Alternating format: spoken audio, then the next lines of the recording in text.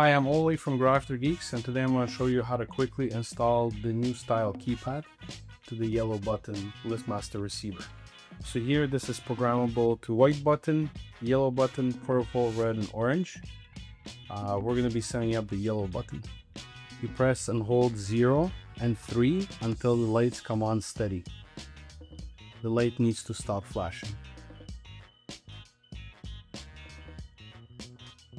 Now you're in program mode. You have to activate your learn button. Press and hold for 1 second. Yellow LED comes on. You type in your code 1, 2, 3, 4, and you press the home button 2 times.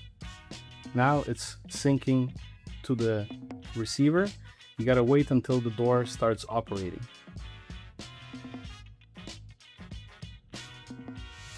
After it stops flashing, you gotta press home.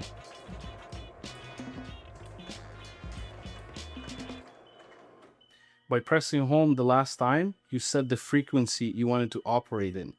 The frequency that we're using is yellow button, and here this is the second frequency, yellow button. So now your keypad is fully functioning.